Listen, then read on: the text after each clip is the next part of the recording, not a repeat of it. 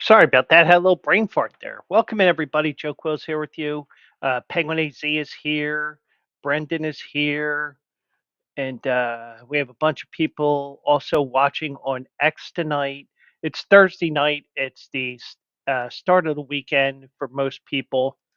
Well, for most people, it's you're this close away from the weekend. Me, I'm working all weekend. I'm working tomorrow. So no parade for me. But you know, and I do have to say one thing about Penguin AZ. Good dude, but I don't know. But also, yeah, there's some sort of parade in Philly tomorrow. Um, and glad I work from home because I would not. I would definitely say I'm just not coming in. F you.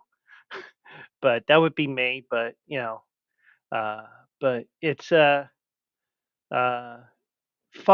fun week here in Philly with the Eagles winning, and also the parade on Friday, which we don't get many championship parades in this town, and it's the first one since 2017, and the mayor got it right. She has the parade going north on Broad Street so it can end at the art museum, and you know, fun time here in Philly right now. And Brendan, welcome in as well. Watching there on Twitch. Hopefully everybody's out there doing well. Me, got through my Monday, so to speak. If you knew the way I request my days off at work, when we have a week where we have a week where we're open on Sunday, I try to work both the Saturday and the Sunday. So not only am I working Saturday and Sunday this weekend, I'm also working the holiday on Monday. So, but what I do is I force myself into working the Sunday, and then I get the holiday money for working a holiday, and so you know, got some money coming my way, and hopefully can turn it around and give you guys some winners with also eligible, which will be on Saturday morning at 10 o'clock on the Bleacher Brothers Network, the Bleacher Brothers channel on YouTube, and hopefully we'll give you some winners from Fairgrounds as they have.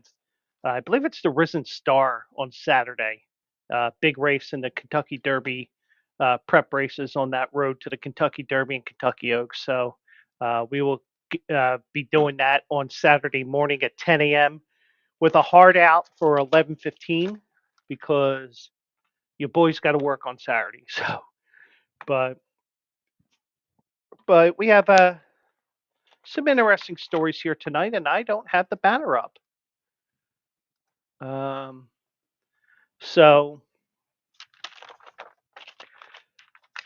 let's begin with the New York Football Jets and Penguin AZ's boy Aaron Rodgers got told to get out in New York today. Well, he was last week, I should say, but it was announced today that Aaron Rodgers will not be coming back to the New York Football Jets. And, the numbers weren't that bad. Um, 28 touchdowns. I believe it was 11 interceptions or something to that effect. Uh, 3,897 yards and 28 touchdowns. But it was a very uneven 28 touchdowns. Because he had the Jets were 3-7 in one score games. Um, Rodgers failed in a few of them to pull out wins in the final possession. It could be the team, it could be him, it could be a combination of everything. But I think that the Jets, with the new head coach, they want to get rid of that distraction, and they want to bring in somebody new. And probably that's what they're going to do here: get a quarterback in the first round. And let me tell you, other than, let's say, the Philadelphia Eagles, the reigning defending Super Bowl champions of the world, um, if there's any place that you would be revered for the rest of your life, never have to pay for a meal again, it's probably the New York Jets job, because it's been so long since the Jets have won. They have been dog shit for so long, and you just don't realize. I mean, if you really think about it, you don't really realize how bad they've been since Bill Belichick said, "I'm not going here. I fooled you." But, um, but yeah, they do have Aaron Glenn, and I'm interested to see what he does. Now, some people will say, "Well, that defense really went in the toilet in December and January when he was with the Lions." But when you're basically starting a high school team on the defensive side of the ball, you are going to give up a shit ton of points. Now, but you did have that game with Minnesota where you only gave up what, 7 points in that game. So, um, so you do have all these different possibilities here with the Jets here, and it's just that they're screaming that they need a new regime, a new head, a new head coach. They got the head coach, they got the new GM, and hopefully they can build something. And you know, even though I'm an Eagles fan, I kind of root for a team like the Jets to at least make the playoffs every once in a while. They don't necessarily have to win the Super Bowl. Probably, probably be along the lines of Baker Mayfield when he actually won a game for the Cleveland Browns. I think he was the quarterback when they finally broke that losing streak, but or winless streak because they had a tie in there. But you do have an opportunity to make a name for yourself, and you probably get a little bit of a break here because yeah, you're going to be a new quarterback, but patience is not that great in any franchise. But even with all the drama queen stuff that A Rod did, you really got to realize that it looked good in the beginning, but you got fooled, and now you just gotta start over, and you're starting over with a new coach, new GM, new everything. So, but But the Jets made it official today. The Aaron Rodgers era is over. The Jets said goodbye to Rodgers on Thursday with a news release that included statements of gratitude from team officials. Gratitude for what? That's what I want to know. Gratitude for blowing out your Achilles on the worst turf in NFL history? For putting some ayahuasca dealers in business in the Bronx or Brooklyn or the mean streets of East Rutherford? But Jets didn't give a reason for the decision, but part of it that we mentioned the other night was the fact that Aaron Rodgers would go on the Pat McAfee show weekly, and they did not want him to do that in the future for under the Aaron Glenn regime. And Aaron Rodgers wants to do it. He gets paid to be on that show. You've got to, you know, you don't want to lose. I mean, obviously, he doesn't want to lose that money. He's also friends with Pat McAfee, so yeah, he's going to fight that. And he's got to be in all mandatory camps, and probably said, "Oh, I'm going on a trip here." No, you're not. Oh, I'm going to be on MacMe. No, you're not. All right, well, then release me, or however it went. So, so the Jets didn't give a reason, saying only they met last week with Rodgers and shared that our intention was to move in a different direction at quarterback. Where that direction is, I don't know. I imagine first round draft pick, but um, Aaron Glenn and general manager Darren Mulgy said in a joint statement earlier today, it was important to have this discussion now to provide clarity and enable each of us the proper time to plan for our respective futures. We want to thank him for the leadership, passion, and dedication he brought to the organization and wish him success moving forward. Um, Dedication? He was too busy that one trip going to Egypt. Passion? Leadership? Eh, I don't know. But Rogers did not make a statement. In There was no statement from Rogers. Um, Rogers flew from California to New Jersey last week for a face-to-face meeting with Glenn and Mulgy, both of whom were introduced at the January 27 news conference.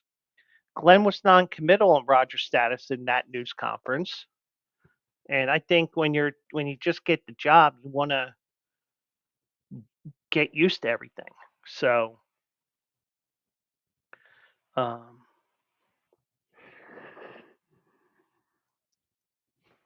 but he reinforced the belief that the new regime was going to part with Rogers, who had 1 year left on his contract. Um, Now on Sunday, now I didn't see this report only because maybe it was reported earlier in the day of that 18-hour pregame show. I exaggerate with the timeline, but you get the idea. Fox Sports reported that Rogers had been informed of his ouster. The Jets declined to comment at the time. Um, Owner Woody Johnson thanked Rogers for his 2 seasons in New York. Um, His arrival in 2023 was met with unbridled excitement. I will forever be grateful that he chose to join us to continue his Hall of Fame career. Well, that Hall of Fame career did not go too well in the 2 years in New York. Um, from day one, he embodied all that it meant to be a New York Jet, embraced our fans, and immersed himself in our city. That is what I will remember most when I look back at his time here. He will always be welcome, and I wish him only the best in whatever he chooses to do next. Let's see if they really choose to bring him back. Uh, but you get the idea. So he had little on-field success. He won only 6 of 18 starts. The Jets sputtered to a 5-12 record this year. Robert Sala and Joe Douglas were fired. They were instrumental in getting Rodgers to come to the Jets. They were fired during the season. It just seemed like everything kept snowballing this year. Um, Now, the Jets are likely to release Rodgers with a post June 1 designation. Now, how that works is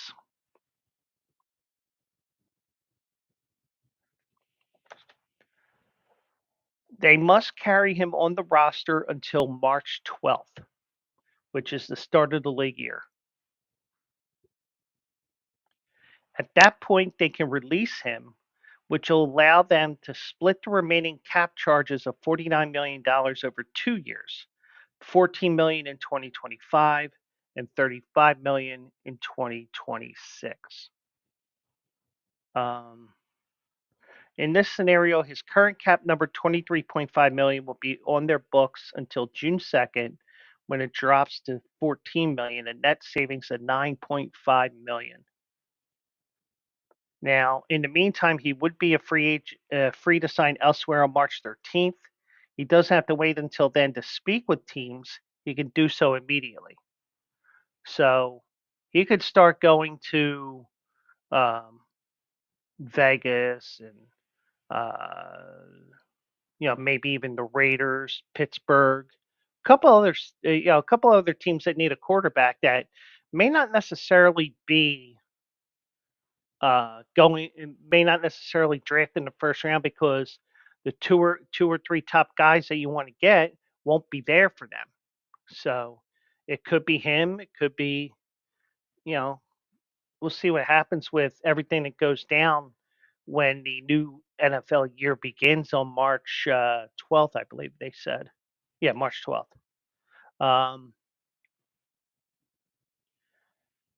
Now, as of right now, it's also unclear if Rodgers is going to continue his career because he was probably in this dark room wondering what to do. He said he would take some time to decide whether to play a 21st season. Um, Now, his departure leaves a gaping hole at quarterback. Under contract are Tyrod Taylor, who I can't believe he's 35 when I saw that. Um, you know, I mean, we saw enough Tyrod Taylor, but you don't realize that, he doesn't get on the field that much, but he's been hanging around NFL rosters for however many years. And they also have 2024 fifth round draft pick Jordan Travis, who sat out last season as he recovered from a gruesome leg injury at Florida State. Now, it is expected that the Jets would pursue a veteran, either in a trade or free agency. Kirk Cousins and Justin Fields are possible options as the Jets look to rebuild the position. Now, Kirk Cousins right now would be a trade option, and Atlanta would do anything they can to get rid of him with Michael Penix Jr. Taking over the quarterback role near the end of the year. Justin Fields probably, in most cases, probably would not have lost his starting job. But because it was Russell's to win or lose until he got hurt right before the start of the season, they had Justin Fields start a couple of games and then Russell Wilson took over. Um, but I think both are free agents. Um,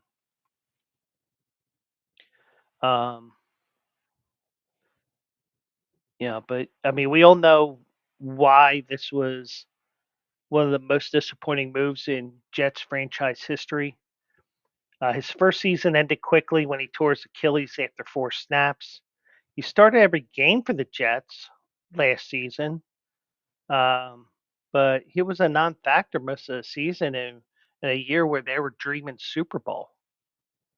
And you just when your expectations are way up here and your results are down here, there's too much of a gap here between Super Bowl dreams and the reality of a lost season, a season of total shit. Uh, so yeah, you just you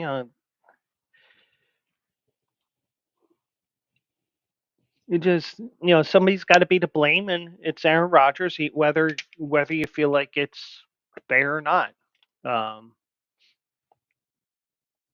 and like I said, he had 28 touchdowns, almost 4,000 yards passing. It was an uneven performance. The Jets finished 3-7 in one-score games. Rodgers didn't have any comfort behind any fourth quarter final drive wins. Um, he took a voluntary $35 million pay cut to help provide cap relief in 2023. His teammates um, voted him the most inspirational player in 2023 when he tried to come back after the Achilles injury after 3 months. Um, his comeback bid came up short, but with that inspirational stuff, he also had a lot of controversy off the field. Like I said, went to Egypt when they had a mandatory training camp. It was deemed an unexcused absence. And he was fined approximately $100,000 by the team. But it just seems like Aaron Rodgers just does whatever he wants. He's more and more aloof. Um, he does have he has had a rift with his family for about 10 years. I think it's still going on. But um, you know, could Aaron Rodgers come back? I guess.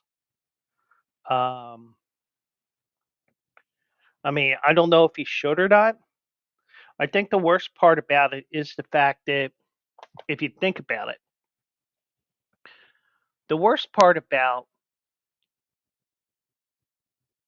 everything is the fact that he probably thinks, well, if Tom Brady can win a Super Bowl at 40 some years old, I can do it too. But, you know, no two people are the same. And, you know, if you're going to, I mean, I don't know what his training regimen is compared to Tom Brady's was when he was stretching instead of lifting weights. Um, you know, you never know. But I would love to see, you know, if he does come back, you know, so be it. But, you know, I'm kind of tired of his antics, you know, the ayahuasca, you know, the trip to Egypt and the conspiracy theories and everything else. Um, you know, like the one congressperson that said just dribble your basketball. You know, in my case, you know, just twirl the football in your finger or whatever. But you know, if he retires, and so be it. You know, I mean, and if he comes back, so be it. It's no big deal to me, one way or the other. Just hope it's not in the NFC East because you know he can still fling the ball around, but and also I also think that the second year after the Achilles is when things starting getting back to normal. But you're talking about a 41-year-old here, and you know, Father Time. We all say it all the time. Father Time is undefeated, and there's so many different things that you have to consider here.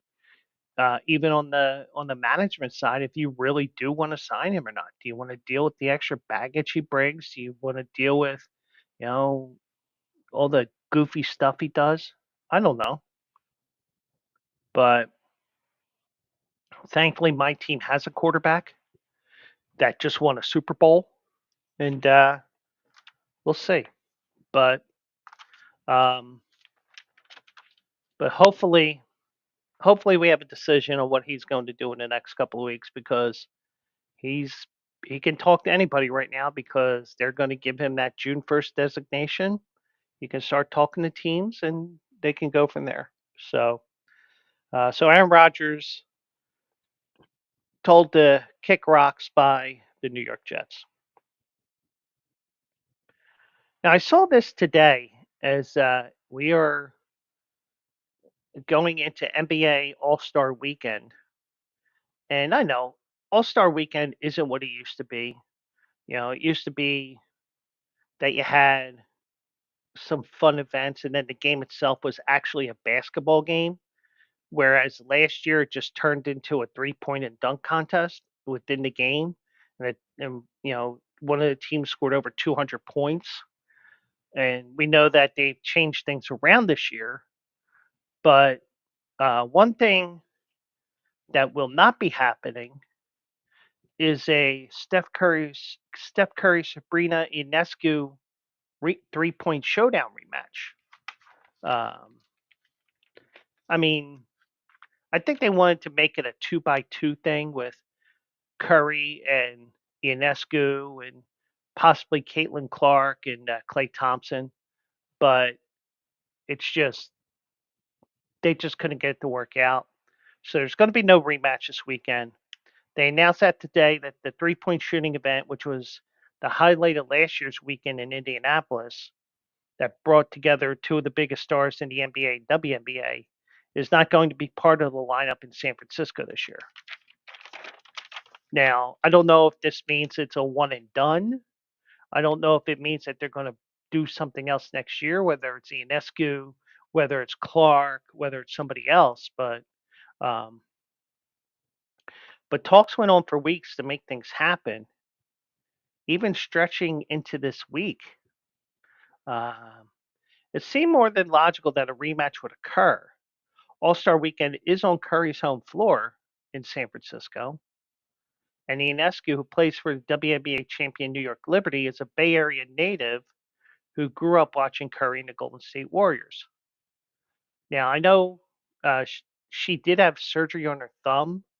I don't. I admit I haven't watched on the Unrivaled League, but I mean with extreme interest. Um, yeah, if I wasn't streaming, I probably would be watching it because of the uniqueness and getting to learn what they're doing with the league, with that league itself. But um, but I don't know how her thumb and wrist are doing after that surgery. But she is playing in the Unrivaled League last I checked. Um, so according to NBA spokesman Mike Bass, he said that we weren't able to land on a plan that we thought would raise the bar off of last year's special moment.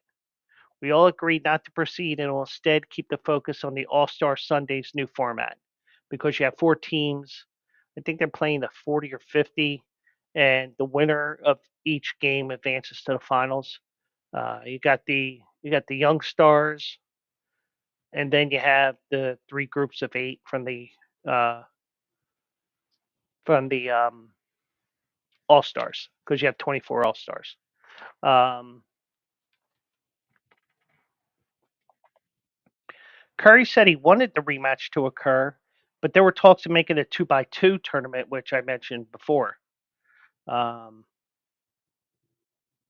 now, Caitlin Clark's representative said last month that she wanted her first 3-point contest to come at the WNBA All Star Weekend in Indianapolis, which will be this summer, and would not participate in a special challenge during NBA All Star Weekend.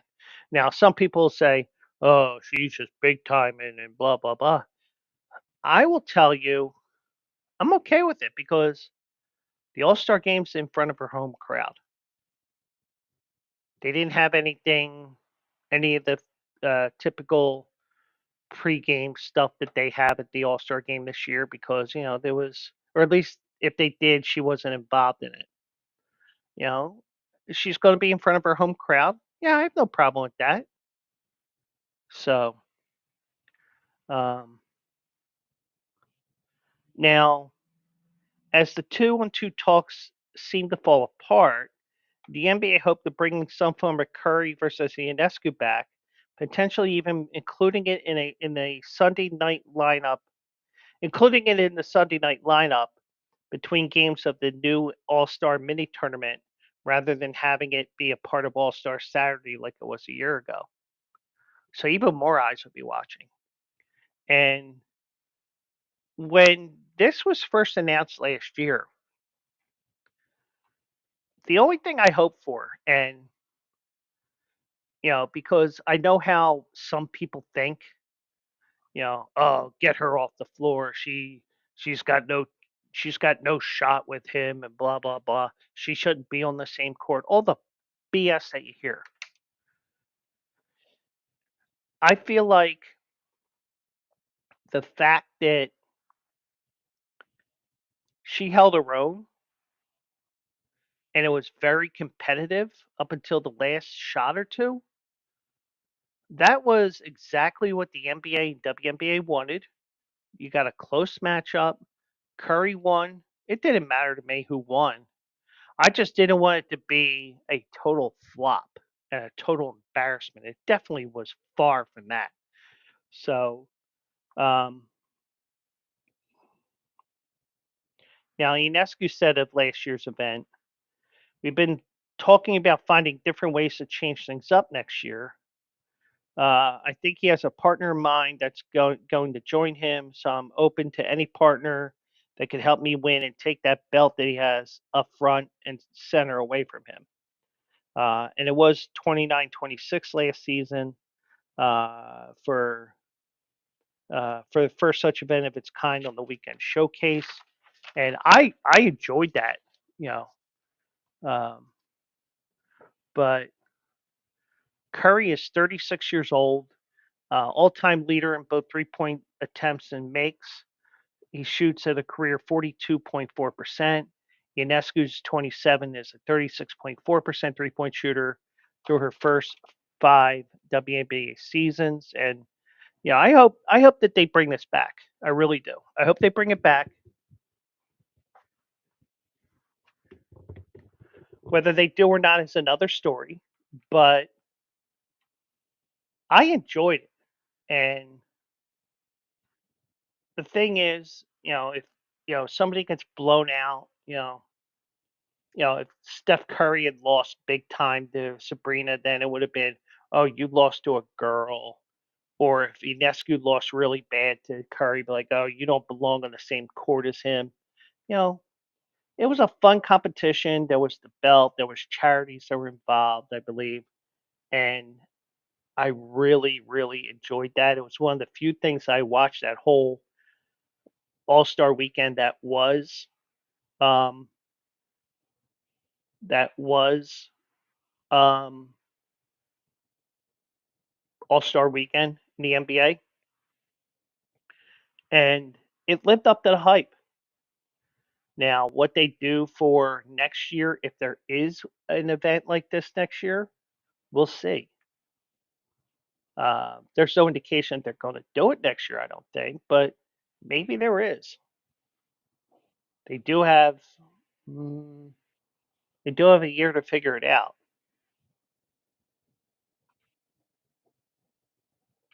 So let's see what they have planned, and we'll go from there.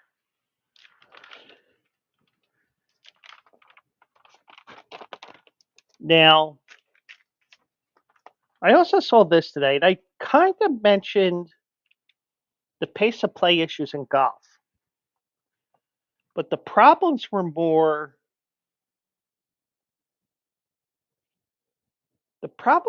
on the PGA side because you had Dottie Pepper, who was a former LPGA player. She walks the courses covering the events for CBS. She made a comment about a month ago about how the pace of play was very slow. And um, and I think the PGA Tour is looking into different things. And I think maybe with the LPGA making some decisions today and announcing them, maybe they follow the lead that the LPGA has, or they do something that the PGA management they have some sort of agreement with the players because, you know, 5.5 hours to do a round of golf is little excessive. And especially this part of the year, um, it's harder to get around it under daylight. Now, you're not going to see what they did in Riyadh in Saudi Arabia for the Live event. Now, I don't know if this is a course that's lit up all the time or it was just lit up for the tournament, but that Live event that they had last weekend was under the lights there in Riyadh. Now, whether it's something that they do in the future, you know, but but especially in the United States, you're reliant on natural light, and once the sun sets, you're screwed. And it's more than just that; it's also the players having to stand around and take 5 hours for an event that would only usually take 4 to 4.5. You're doing that extra hour doing, um, just doing your round of playing your round of golf. Um, but the LPGA today announced their new pace of play policy. It includes lower timing thresholds for fines and penalties, and including a new one-stroke penalty for golfers who take too long to hit their shots. Now, one question I have, because you have to, you try to be as quiet as possible when they're about to line up their ball and take their next shot. Is there going to be like a shot clock, not only at the tee and the green, but also in the middle of the fairway, like off the side of the fairway? Is something like that going to come up now too? Now, I'm okay with pace of play rules to a certain extent, but how are you going to enforce it when you're in the fairway like that? Because it's easy to do it at the tee and at the green, especially when you're in a major tournament. I don't want to say majors and the four majors, but you got a big tournament. You got the video boards, the temporary video boards and stuff like that, so you can do clocks countdowns like that. But it also just seems like we're just appeasing the people that have no attention span whatsoever. But I will tell you, I agree with the pace of play rules because you get a 5.5 hour round. You don't want to be sitting there watching 3 hours of 3 hours of the leaders on the back nine. You want to see a little bit of movement. But under this policy for the LPGA, and I wouldn't be surprised if there's something similar with the PGA because they're going to be doing something with this as well. Um, they said that the new policy, which is designed to speed up play on the Women's Pro Tour, will go into effect on March 27th for the Ford Championship. It will also be enforced on the Epson Tour starting on the IOA Championships on April 25th. And I believe the Epson Tour is the equivalent of the Corn Ferry Tour, which is um, the the AAA, so to speak, of golf. Because you do have you know you have minor leagues and all that. So I'm guessing that's what they're doing. So um, now the new policy will call for a fine if any golfer who is 1 to 5 seconds over their allotted time on a hole, a one stroke penalty for those from 6 to 15 seconds over, and a two-stroke penalty for those 16 seconds over or more. But when you start messing with strokes, you're messing with fines, you're messing with, strokes which leads to your prize money. Yeah, you're going to get the players' attentions. And apparently nobody's really against this from what I've seen, but I'm sure that there's somebody who's going to be like, "Oh, this sucks." But now, previously, the LPGA fined players who were 1 to 10 seconds over the allotted time and assessed a two-stroke penalty for those who were more than 11 seconds over.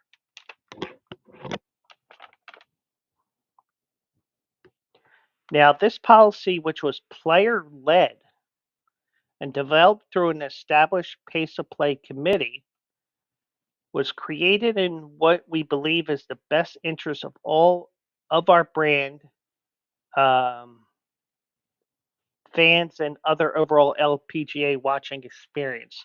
LPGA player president Vicky Getzy Ackerman said in a statement.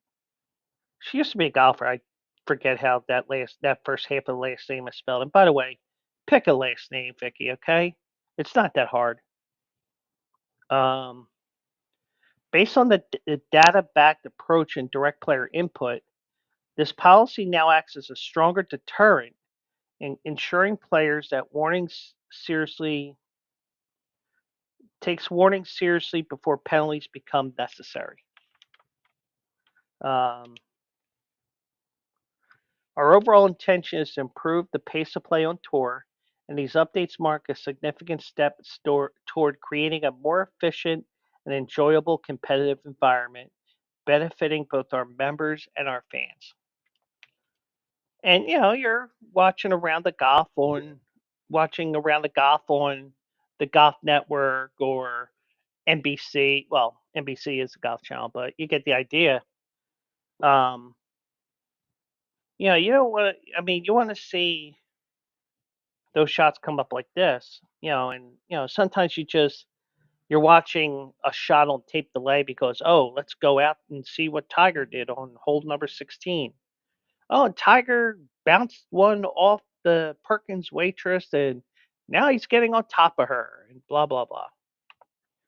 But um, so the LPGA golfers were informed of the new policy last week during a meeting at the Founders Cup in Bradenton, Florida.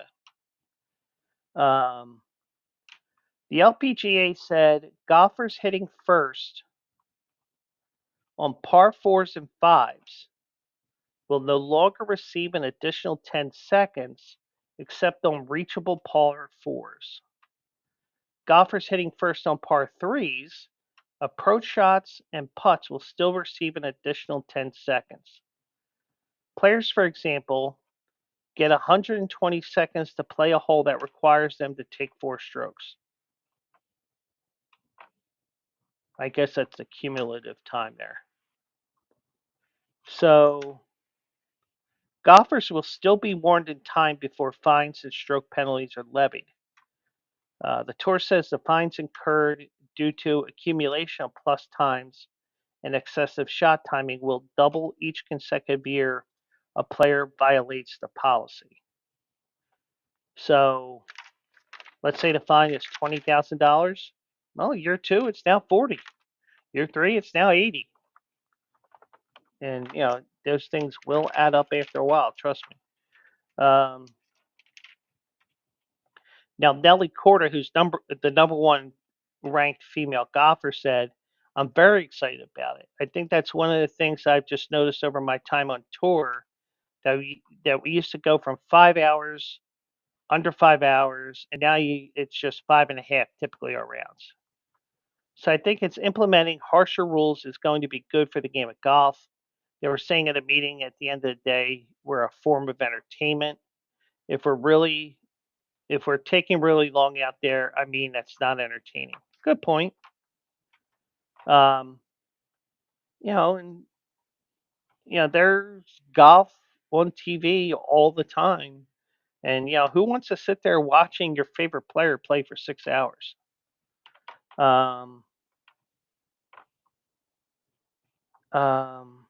now the median time for threesomes in round 1 and round 2 at the Founders Cup was 4 hours and 31 minutes, and 4 hours and 23 minutes respectively. I don't think I could last 4.5 hours on a threesome, but that's just me. Um, the average final round on Sunday was 3 hours and 48 minutes. Um, so they are getting the um, they are getting um, used to these rules, and who knows, maybe that's something that they need in the short term and in the long term because I mean, I would think it's even more frustrating if you're stuck behind a slow group because somebody lost their ball, somebody has it plugged in the in the bunker. I'm sure there's different rules that are involved with, if a ball may be lost, because it used to be 5 minutes to search for your ball, and maybe you hit a provisional in the meantime. But you really have to realize that maybe they don't really, you know, but whatever they do, I mean, even though they're two separate entities, the LPGA and PGA, I'm sure some form of this rule will be in play in the PGA before you know it. I can guarantee that. Um,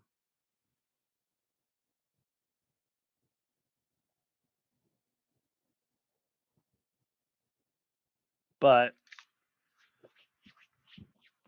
But yeah, I mean, pace of play is an issue in the NBA, especially in the playoffs. Baseball has it under control for the most part. NFL, for the most part, it's okay. But even if you have a ball control offense, that really eats up clock. And, it's a ball control offense like the Eagles can be a nightmare to commercials, all these businesses that pay for these commercials, because guess what? Now your commercial isn't where you planned it to be in the first quarter because the Eagles had an 11-minute drive. Shit happens.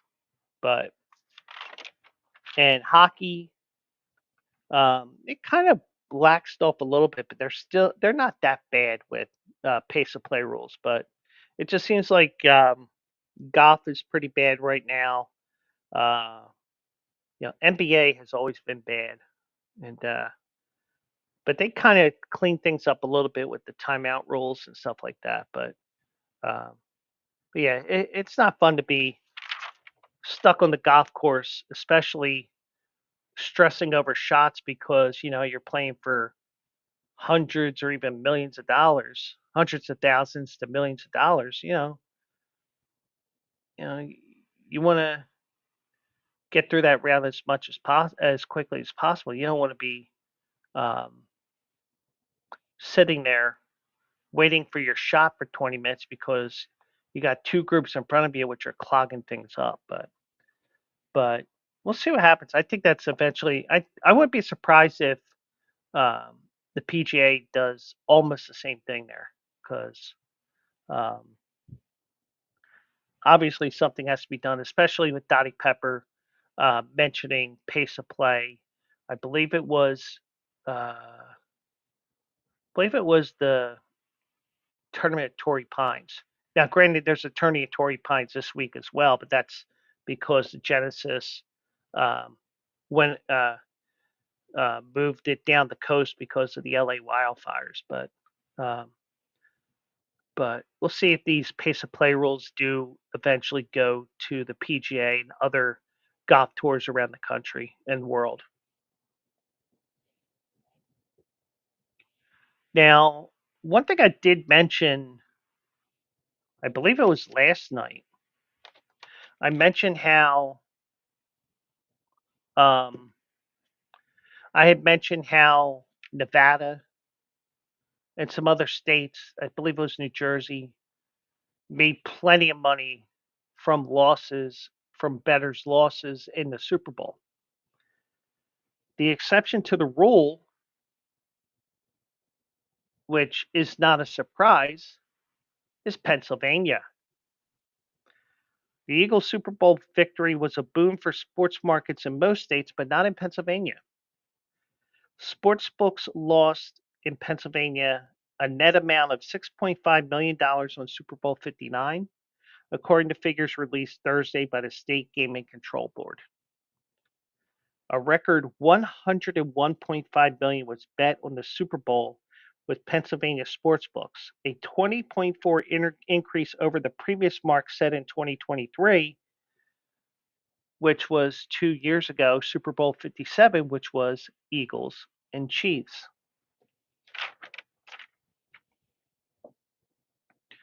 Um, the Pennsylvania Gaming Control Board noted that there was a high percentage of wagers placed on the Eagles to win, including me. Me too. Um, Leading to a loss for their books, according to. Oh no, okay. It just says Philly defeated the Chiefs 40-22. Now in Pennsylvania, 73% of bets placed and 79% of the money wagered on the Super Bowl winner was the underdog Eagles at ESPN Bet, compared to less than 50% nationally at the sportsbook. At ESPN Bet in Kansas, the Eagles attracted only 18.7% of the bets on the winner. So a lot of people, a lot of people were probably sitting there and they're saying, "All right, well, I'm in the Kansas City area. I'm betting for my Chiefs. Some people you sometimes you bet with your heart and not with your mind, and that's how you lose money. Or in the case in Pennsylvania, you win you win with your heart. Um, and the one thing is with me from watching this past season and watching all the Philly fade picks I made, because I pick every game. I pick every Eagles game. It's all part of my shtick. Um, the one thing I will tell you guys is I am not afraid against. I'm not afraid of picking against my Eagles because even if I do put money on there on the game, it's not going to be a big amount. And the one thing I will always tell you, no matter if it's my horse racing show on Saturdays or my shows during the week here, always bet within your means. If you're, make sure your bills are paid up first before you dabble. And if you are going to dabble, dabble within your means. If you got a gambling problem, 1-800 Gambler, we know all about that. Just make sure uh, you know, make sure you realize what the consequences are, because next thing you know, you'll be hitting that at ATM a couple of times, and then you're sitting there a couple of weeks later wondering why I can't pay my bills. Well, you double and triple dipped at the ATM because you wanted to make a couple extra wagers. You lost, went back and you win again, and you lost again. That's why, like I said the one time to one of my friends in Vegas, um, yeah, I hit for $700-800 on a slot machine. Best part was I didn't have to hit the ATM for 2 days. Anytime you don't hit the ATM, it's a winning day. And that's why I said, it's anytime you don't have to hit an ATM in Vegas or in Atlantic City or wherever your brick and mortar casino is in the state that you live. Anytime you don't have to hit the ATM, it's a winning day, plain and simple. Um, but um, Now with BetMGM in Pennsylvania, that's where I was making my wagers because that's where my money was. Um, the Eagles, Saquon Barkley, Jalen Hurts, AJ Brown, Devontae Smith, and the Philadelphia defensive and special teams were each among the top 7 most heavily bet in the anytime touchdown scorer market. Well, if you had Jalen Hurts, you won. If you had AJ Brown, you won. If you had Devontae Smith, you won. If you had the Philly defense and special teams, you won. Saquon Barkley was the only person that was giving these Pennsylvania sports books hope. Um, Now, the $6.5 million loss for Pennsylvania sportsbook is a sharp contrast to other states. New York Gaming Commission on Thursday reported a 62.8 net win on the Super Bowl for the state sport books, a figure that includes future bets on the odds to win the NFL championship. So they're looking more than just at the game itself, but the Super Bowl does um, cash out after that game, after the Super Bowl game for future wagers. Um, the state reported 154.9 million was bet on the Super Bowl, down roughly 4.4% from last year's game. The win, however, was approximately 5 times greater than last year's. So you're looking at um, some gambling jurisdictions that made a ton of money, where Pennsylvania, obviously, because it's the Eagles, and also you have a ton of different um, you have a ton of different brick and mortar books and casinos in Pennsylvania. You have one at Mohegan Sun Pocono. You have one at Parks. Uh, there is one at the OTB in Allentown, which is run by Mohegan. You have these different books and everything, and you're going to get people that are betting for the sake of their team winning, especially in a one-game situation like this. Whereas you do have um, like some states which don't have a horse in the race, they made their money because everybody wanted Kansas City to win. They wanted to see that three-peat. Well, guess what? That three-peat did not happen. And that's why there's a parade in Philly come next week. So, um, but we'll see what happens with everything. Um, we'll see what happens with all the latest news in the NFL. Kellen Moore was introduced in New Orleans today. He's non-committal. Derek Carr being his quarterback.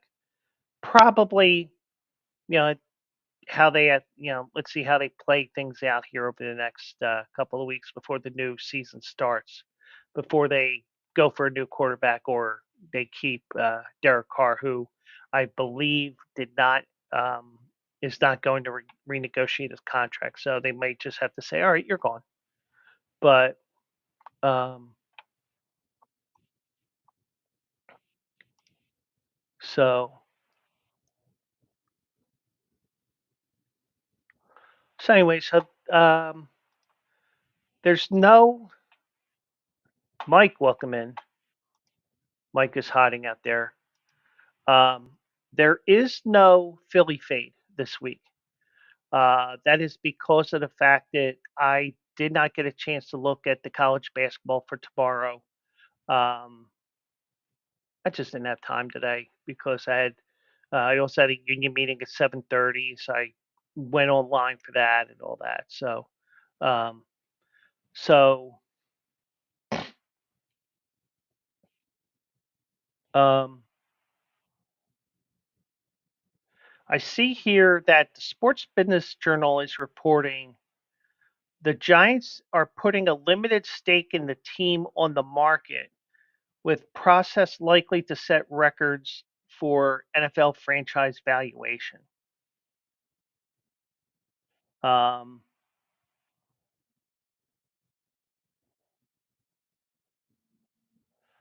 so the New York Giants are putting a limited stake of the team on the market, kind of like what Jeffrey Lurie did with the Eagles. Um, Now, this was reported by the Sports Business Journal on Thursday. The Giants are regarded as one of the most valuable sports teams in the world because of their history and New York City market. They have hired Molius and Company as their banker, according to the report. The team's majority stake and control will remain with the Mara family. Team president is John Mara, whose grandfather Tim Mara founded the team in 1925. Um, Though the reason for exploring a limited partner is not known, the timing comes after an NFL approved policy in August that allows private equity firms to buy up to 10% of the team. Um, Giants organization Molius and Company declined comment. Um, Forbes' most recent valuation of the Giants comes in at 7.3 billion. CNBC pegged it at 7.85 billion. Um, Now, for recent comparison, the newly minted Super Bowl champion Eagles ranged in value from 6.6 billion on Forbes to 7 billion on CNBC. In December, the Eagles sold a combined 8% to two families in separate transactions, valuing the franchise at 8.1 billion and 8.3 billion respectively. Jeffrey Lurie still controls 85% of the team under the terms of the sales. Um, Now, three private equity firms received NFL approval in December to make deals to acquire limited partnerships. Arctos Partnership purchased 10% of the Bills. Ares Management bought 10% stake in the Dolphins and related assets. Bills were valuated by CNBC at 5.31 billion before the sale. Dolphins were valuated at 8.1 billion. Now, I could tell you for a fact from um, being here in Philadelphia, Jeffrey Lurie wants a dome stadium, and as much as he loves the elements and especially playing in the snow when the Eagles were on their way to the Super Bowl and winning the Super Bowl, having a having a dome stadium would bring more events there to that new stadium, whether it's called Lincoln Financial Field or another name. Now, this is also the trend that they have right now where Cleveland wants a new stadium. Um, Buffalo's building a stadium, but with no roof because they want the elements. And also the fact that even if they did build a dome stadium, they wouldn't have the hotel capacity for a Super Bowl. Um, who else was looking at stadium? Well, Tennessee's is starting the process. They're building a dome stadium because they want to host Final Fours, big concerts, other big events. Um, I'm just trying to think what else, what other teams are doing that right now. Off the top of my head, I'm not sure. But Cleveland has an issue right now because even though they're moving from inside the city to outside the city about 10, 15 miles near the airport there's the Art Modell law. And that basically says you cannot move if your stadium has been funded by public funds, aka state and local monies. So they would have to attempt to sell it back to the city or state or get the approval to move to a different arena. Now, I think with the way that law was written in Ohio, it was to prevent the Cleveland Browns or the Cincinnati Bengals from going to another totally different state like the Cleveland Browns did when they moved to Baltimore. Even though you'll see that Baltimore was an expansion team, quote finger quotes. Um, you're looking at you know because it's more than because it's not what it used to be where okay we got 10 football games a year and maybe 4 or 5 concerts. Now, if you think about it, and I said it to one of my friends here, one of my friends last week, oh, why does Jeffrey Lurie want a dome stadium? Well, you can host a Final Four. I will even throw in WrestleMania because who wants to sit out in the cold like last year's WrestleMania was? Next year's WrestleMania in the dome at Allegiant Stadium. Much better conditions. But then again, April in Vegas isn't too bad either. Um, just trying to think what else. Um, Final Fours, concerts. Like I said to him, I said to my buddy, I said, let's say that new stadium was opening up this spring, this summer. Well, guess what? If Metallica was in concert, oh yeah, we'll go play at the new stadium. The Rolling Stones, oh yeah, we'll play at that stadium. William Hung, no, you're not playing at that stadium. You might break the ceiling with your squealing, but you get the idea. You can have these major events here, and it won't, and you have a roof over your head, so you don't have to worry about the cold. You can do basketball if you really wanted to for a Final Four.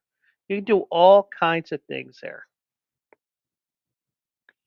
And I'm sure that they will have a way that they can grow natural grass in that dome stadium because remember, you can't really do what Vegas and Arizona does. and that is take the tray of grass after each game and put it outside because once winter hits, it's not going to it's counterproductive. It'll just kill the grass because of the cold. I did see that one of the EPL leagues, English Premier League teams, their stadium they pu- they pull the trays underneath and they have ultraviolet lighting, which helps the grass grow. So you got that too. Now, what I think that the Eagles do, because if you put two and two together, and Mike says it perfectly, more events mean equals mucho dinero. And it'll have an effect on the economy in the city as well, if you think about it, because let's say you have a Final Four here in Philadelphia. Let's say you have a WrestleMania again in Philadelphia at this new stadium. You know, pick a major event, a major concert. Well, guess what? Not only do you have 70, 80,000 asses in the stadium, you're also going to have a lot of people coming in from other parts of the country or world, depending on what the event is. And even though the public funding is a bit misleading because you got to pay taxes on it and everything like that, and we're paying for it as normal citizens. But if you think about it, let's say a Final Four is here in Philadelphia, and it's at this new stadium, and I feel like this stadium is going to be, if they build this new football stadium, it's going to be built right at the Wells Fargo site, and wherever they're putting the new uh, hockey and basketball stadium, I'm sure that's going to be somewhere in the complex, but it's also going to be, um,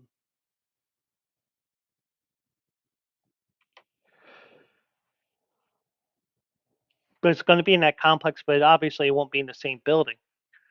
I just think that if you knock down the Wells Fargo Center, which why would you? You would have the opportunity to build on that land, and the Eagles can take over that land, build the NFL stadium there. Oh, by the way, even though the Eagles never played at JFK Stadium, JFK Stadium, Wells Fargo Center, before the Wells Fargo Center, was JFK Stadium. So it would revert back to football, but it would be a much more modern stadium than JFK was. Now, I was never in JFK Stadium, but I saw it many a times when we went to games, Phillies games and stuff like that. It looked like a dump back in the early '80s. So, but you just got to realize that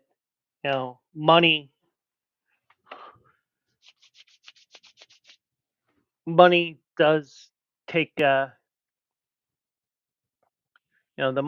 the money talks, and I believe if you value 8% at 8 billion, I think they valued at 8 billion.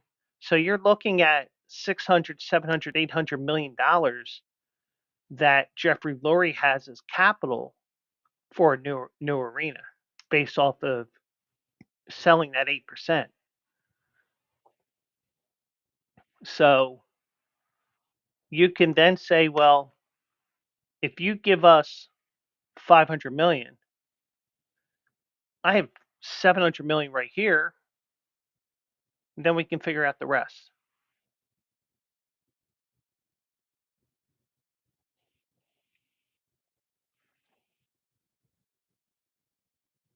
So, but in Ohio, you have that Art Modell law. So Cleveland might be stuck in that stadium unless they agree to it. But it is an interesting thing that they have there going on right now. I haven't seen anything lately.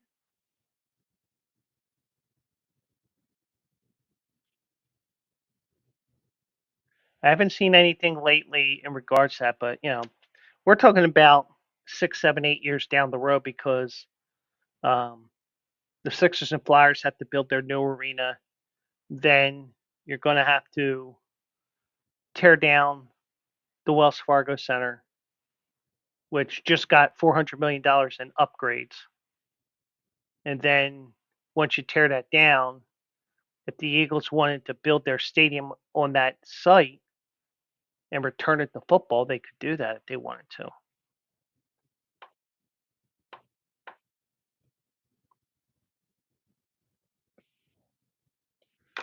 So,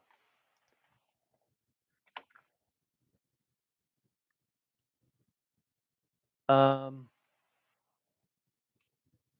just looking to see if there's anything else worth mentioning here. Does not look like it, but USA is up 5-1 on Finland in the third period. They scored three quick goals there, I believe. Yeah, they scored three goals in the first 4 minutes. Um, but I was also hoping that now I didn't see the start of the telecast tonight, but I was kind of hoping that Finland would have remembered Jimmy Buffett tonight. They when they came out on the ice, they would come out in two lines. Fins to the left, fins to the right,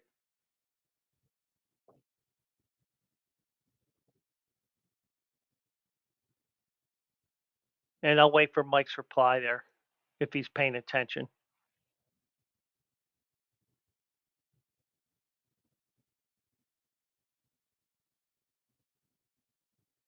Now, yeah, if you're a Jimmy Buffett fan, you know exactly what I'm talking about with the song Fins.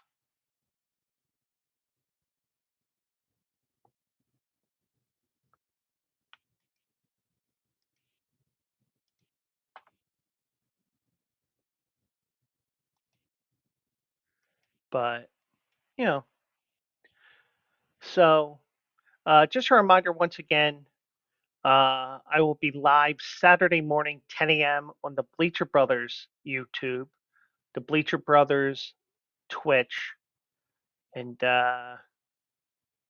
Bleacher Brothers X, and whatever else I go to for another edition of Also Eligible. We're going to be looking at the fairgrounds on Saturday. They have 14 races on the card there, and the feature race on Saturday is the Risen Star Stakes. It's a grade two. They're going a mile and an eighth on the dirt. You got 13 horses going in that race, and it's a 50-point race. So whoever gets that 50 points will pretty much be locked into the Derby. Um, but we'll probably look at. I'm just looking at the races here. We will probably look at the last four races, which would mean that I would be giving out a late pick four as well. So, but that's Saturday morning at 10 o'clock. We will have a hard out for 11:15 because your boy's got to work on Saturday. Uh, because I planned the parade to be on Wednesday when we were first able to request days off, and we got a whole bunch of we had a couple of bad weather days, and the parade's tomorrow, and I'm working. So, but but yeah, we'll see if we can pick some winners on Saturday and go from there. So, Mike, Brendan, Penguin AZ, everyone watching on X, anyone who's been, anybody who's paying attention, I do appreciate everybody for joining me here tonight. We'll do a live Saturday morning, see if we can get you guys some winners. And also, we'll be back on Monday night for another edition. Yes, it is a holiday, but not to me. It's kind of like Arbor Day or Flag Day. It's kind of a holiday, but it's really not. Uh, my paycheck the following week will say it was a holiday, but it'll just seem like a Monday to me. So, but anyways, do appreciate everybody, and we will do it live. Um, we'll do it live Saturday morning. And if you're unavailable Saturday morning, we will do it on Monday at 9 o'clock Eastern. So, or right after the Bleacher Brothers show. So I do appreciate everybody.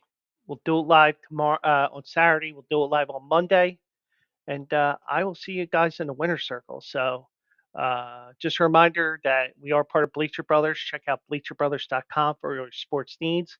And if you're looking to open a sports book or even looking for championship gear, because you know you want that Eagles championship gear, there are even ads for that. Click on the ads even on there. Every little bit helps Bleacher Brothers.